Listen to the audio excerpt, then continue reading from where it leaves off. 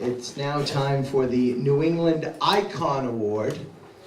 And this is to honor somebody for excellence in professional wrestling in the New England area. And our recipient, unfortunately, is not here. And it's Howard Finkel, who could not be here as well. So a big round of applause for Howard.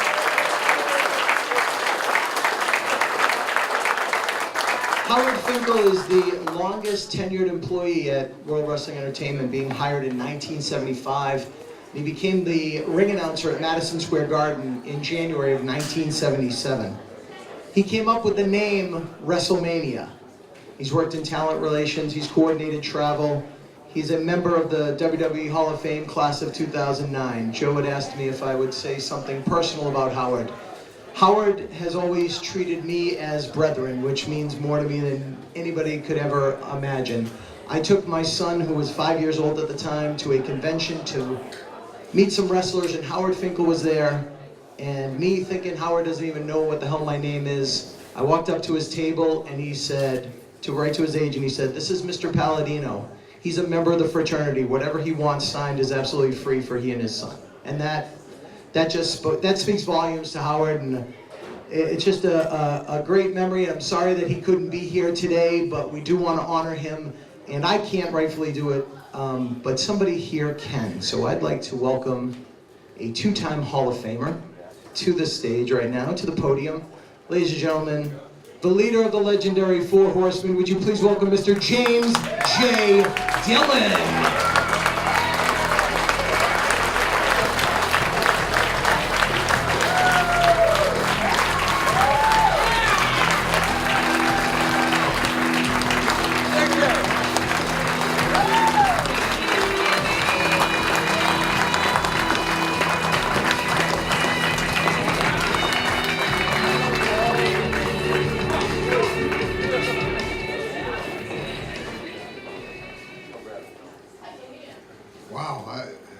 I didn't see the lineup for tonight. I just took for granted because I was told this afternoon that Howard couldn't be here tonight, and I thought, oh, you know, that means I'll be able to go on first and enjoy all the other speeches. And I realized I didn't ask when I would be on the list, and now I've listened to all these great speeches, and now I'm up here and I got to try and follow them. And I'm supposed to be someone that's supposed to be gifted in front of a microphone, and I'm lost for words. But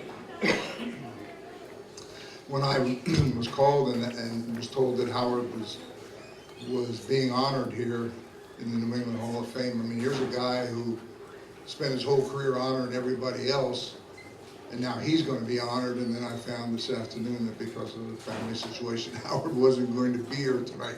His one night where he's not putting the spotlight on everybody else in the world, he's in the spotlight, he can't be here. But I have had all these comments, and I listened to what everybody else said tonight, and I thought, how in the world am I going to get up there and top that? So I'm going to be brief, and I'm going to speak from the heart, because I've known Howard since he started back in 1975, and he was synonymous with the ring announcer of Madison Square Garden, and he's somebody that took tremendous pride in everything he did, because he really genuinely loved the business. And I know that if there was any possible way, he would want to be here tonight, even though he would be sitting here being kind of embarrassed and about all these things being said about somebody who really wasn't a great institution in our industry.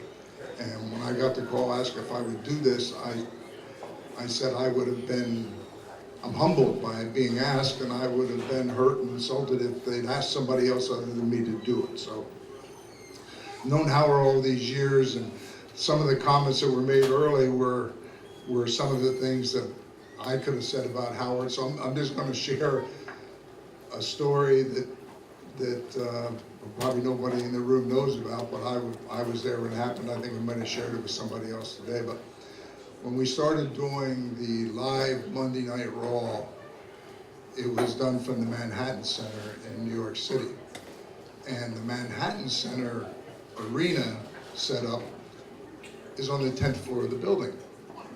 So when they set that ring up, they had to take all of the parts of the ring inside a little service elevator, run it up to the 10th floor, set it up. And when you watched on television, you thought, wow, what a great arena this is. And nobody had any idea of how much trouble was involved to be able to launch that show. A Howard story. Vince McMahon is, I never thought of him as someone that had a sense of humor. I don't mean that in a derogatory way, it's just that he's 24/7 dedicated to this business. He has a yellow tablet sitting at his bedside at night, and if he wakes up with an idea at 3 or 4 o'clock in the morning, he turns on the light, quick writes it down for fear he'll forget it in the morning, turn the light out, and then go back to sleep. That's Vince McMahon, and I had the privilege of being around him. I worked for his father before him, and worked for the WWE in an executive capacity for like 7 or 8 years, so I got to see how really dedicated he was to the business and all the success that he's had, which involves establishing the first really global brand, which is the WWF/WWE. I don't know of anybody else that could do it because he lives and eats this business 24 hours a day. But I had a chance for the almost 8 years that I worked there to be around Howard Finkel a lot.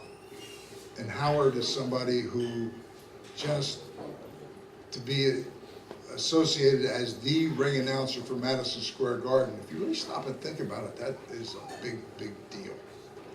And Howard one time was, in the early days of the Manhattan Center, Vince told Howard, go get your car and park it right outside the front door of the Manhattan Center. Now, as I've said, the matches took place and was live then on the 10th floor of that building. Howard never asked Vince, why do you want me to park my car out front of the building? Howard just, that was his marching orders. He never asked why. He took his car, and it wasn't like a brand new expensive car, but it meant the world to Howard. Everything that Howard had, he worked very hard for and was proud of, and he kept his car meticulous, always washed it and kept the interior clean. So he does as he said, and he parks it out front of the Manhattan Center. I was trying to think who it was. I was sharing the story with somebody, and they told me that it was Curt Hennig and I believe Shawn Michaels. And now this is live. And this is now after Vince has told Howard to park his car right outside the front door. And in the live Raw show that night, Curt Hennig, Mr. Perfect, and Shawn Michaels got into one hellacious fight that started in the ring. It's live television now. And fought up the aisle of that arena, out into the lobby where the elevator was. Now we're on the 10th floor. Somebody backed in, their elbow hit the button on the elevator, the doors open, the two of them go into the elevator, a cameraman jumps in, the door closes, they go down 10 stories to the lobby, the fight's still going on, the door opens up, they're now fighting in the lobby, they're fighting outside of the front of the building, and the first move you see, and I don't remember who did it to who, but somebody grabbed somebody by the hair and wham into the passenger door of the car that happened to be parked out front.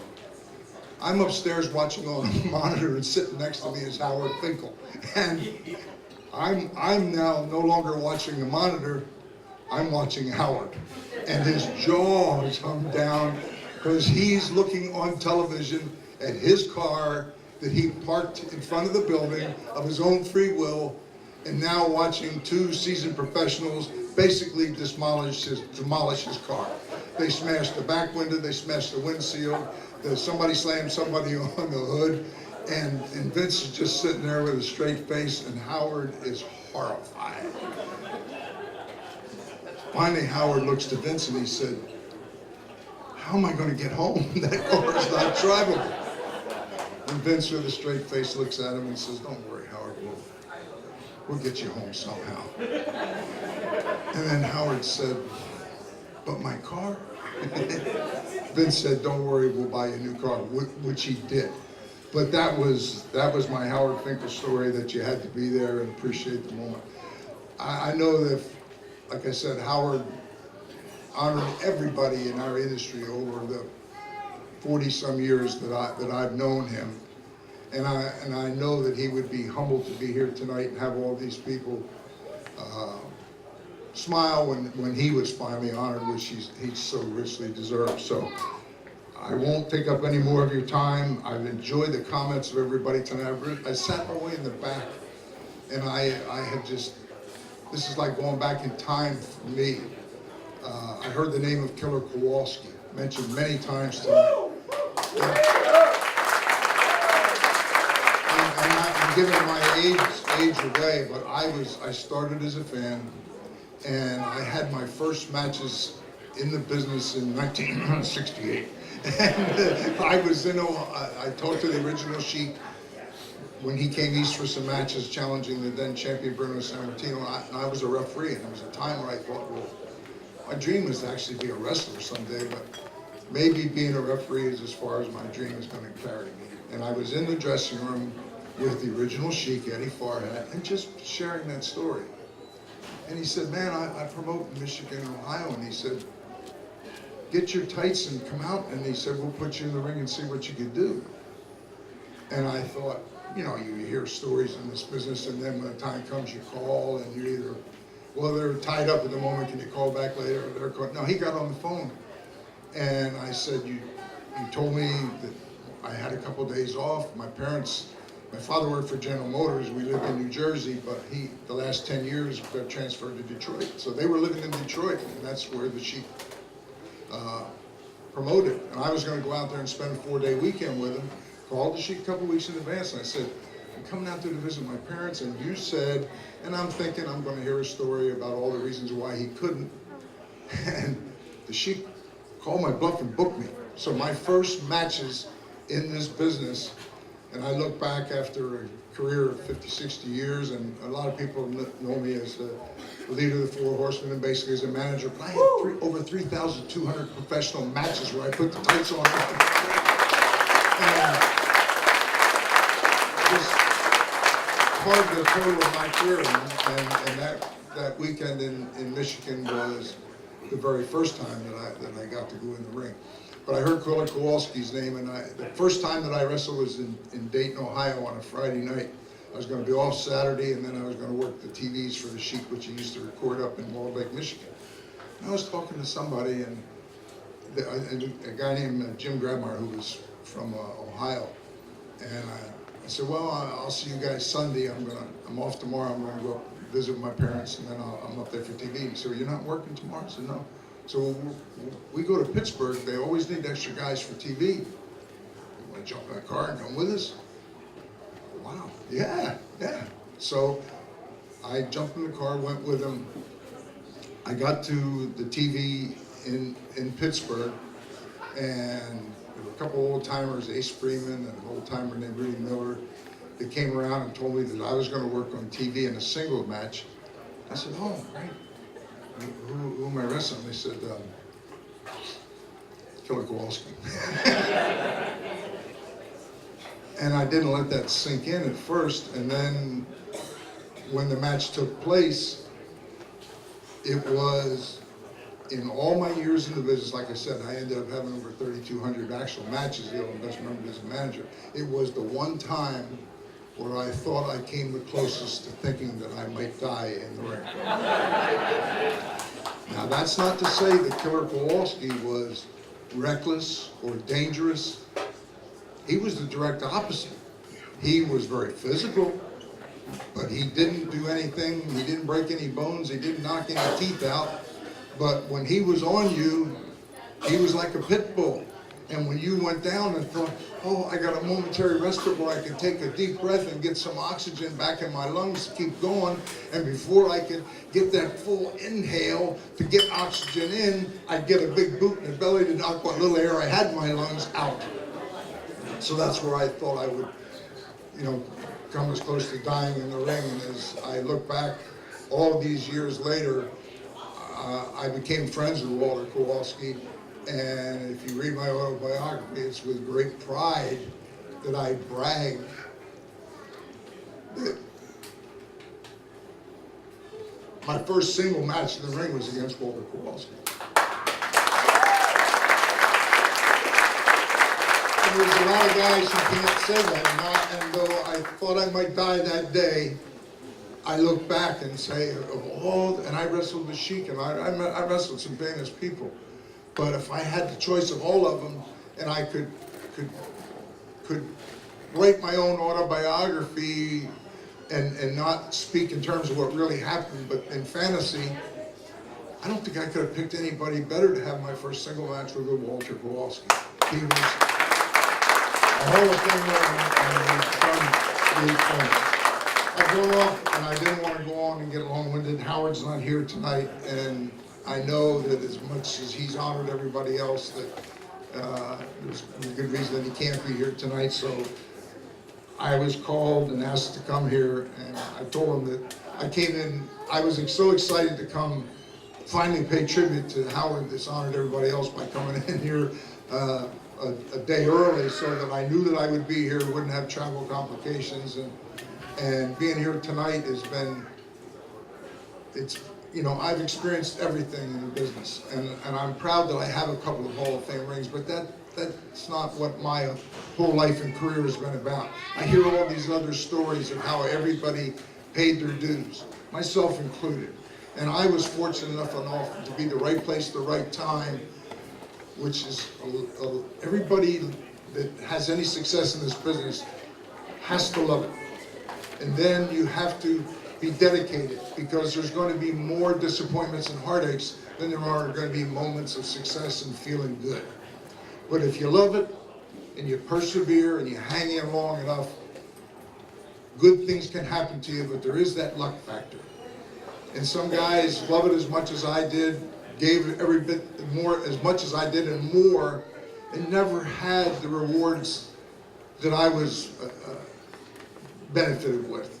And I'm humbled by that. I don't feel that I'm any special person or better than anybody else because I've got a couple Hall of Fame rings. I just was very lucky, in the right place, the right time. And I loved the business and was never too embarrassed or proud to admit that I was a kid at 16 years old that discovered professional wrestling, dreamed that someday that I could do it. And I live in a country where dreams can come true, and I'm living proof of that. So, this is not about me, it's about Howard.